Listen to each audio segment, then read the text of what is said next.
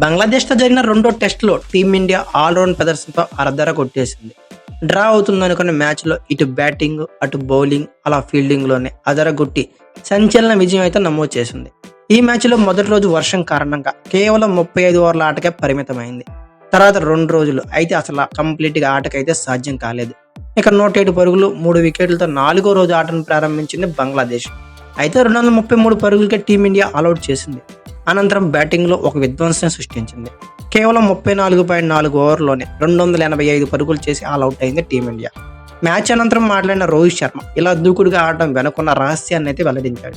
మ్యాచ్‌లో ఎలా ముందుకెళ్లాలనే దాని గురించి చాలా ఆలోచించాం. 2.5 రోజులు ఆటను కోల్పోయిన తర్వాత 4గో రోజు ఆట అయితే ప్రారంభమైంది. వీలైనంత త్వరగా బంగ్లాదేశ్‌ని ఆలౌట్ చేసి తర్వాత బ్యాటింగ్‌పై దృష్టి సారించాలనుకున్నాం. ప్రత్యర్థి జట్టు ఎన్ని పరుగులు చేస్తుందనే దానిపై ఆధారపడి ఉంటుంది. బంగ్లాని తక్కువ పరుగులు కట్టడి చేసి వీలైనంత ఎక్కువ రన్ రేటుతో బ్యాటింగ్ చేయాలని ప్లాన్ చేసుకున్నాం.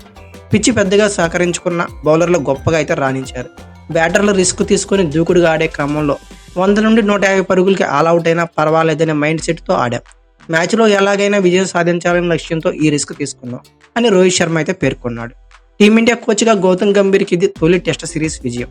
కాగా కొత్త కోచ్ గురించి రోహిత్ మాట్లాడాడు. సహజంగానే క్రీడాకారులు ఏదో ఒక దశలో వేరువేరు వ్యక్తులతో కలిసి పనిచేయాల్సి ఉంటుంది. రాహుల్ ద్రావిడ్తో మా ప్రయాణం అద్భుతం, కానీ జీవితం ముందుకు సాగుతుంది. మనమందరం కూడా ముందుకు సాగాలి. ప్రస్తుతం కోచ్గా ఉన్న గౌతమ్ గంభీర్తో కలిసి నేను అతనితో ఆడాను. అతని మైండ్ సెట్ ఎలా ఉంటుందో నాకు తెలుసు.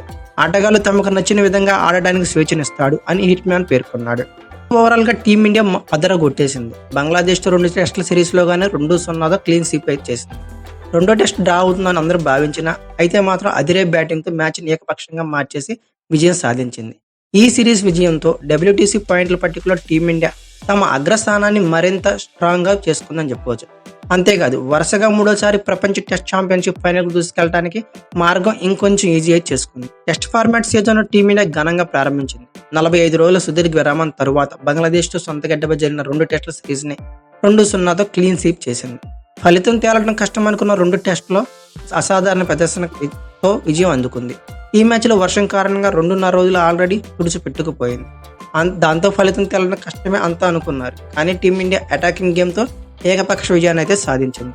బౌలర్లు అసాధారణ ప్రదర్శన కనబరిచి బ్యాటర్ల రిస్క్ అటాకింగ్ గేమ్తో టీమిండియా కలిసి వచ్చిందని చెప్పుకోవచ్చు. ఈ సిరీస్ విజయంతో డబ్ల్యూటీసీ పాయింట్స్ టేబుల్లో టీమిండియా తమ అగ్రస్థానానికి అయితే చేరుకుంది.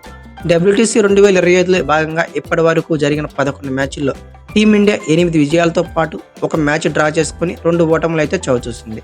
ప్రస్తుతం భారత్ జట్టు 74.27 విజయాల శాతంతో అగ్రస్థానంలో కొనసాగుతుంది.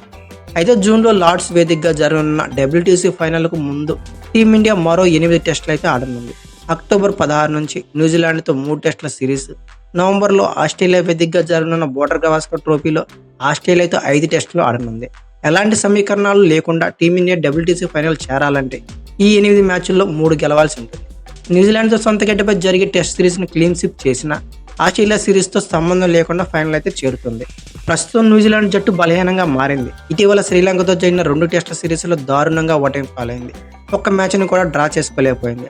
ప్రస్తుతం భారత్కు ఉన్న ఫామ్ నేపథ్యంలో న్యూజిలాండ్ని క్లీన్ స్వీప్ చేయడం అంత కష్టం కాదనేది క్రికెట్ ఎక్స్పర్ట్స్ అభిప్రాయపడుతున్నారు. అయితే న్యూజిలాండ్తో టెస్ట్ సిరీస్ని టీమిండియా క్లీన్ స్వీప్ చేస్తుందా, అలాగే బోర్డర్ గవాస్కర్ ట్రోఫీని టీమిండియా నెగ్గుతుందా, మీరేమనుకున్నారో కామెంట్ బాక్స్లో పిన్ చేయండి. అలాగే డబ్ల్యూటీసీ ఫైనల్లో ఈసారి విజేత ఎవరో కూడా కామెంట్ బాక్స్లో పిన్ చేయండి. ఈ వీడియో కనుక మీకు నచ్చినట్లయితే like, share, comment plus subscribe చేసుకోండి. అలాగే పక్కనే ఉన్న బెల్ ఐకాన్ ఒకటి మాత్రం మర్చిపోకండి. Thank you for watching. Have a nice day.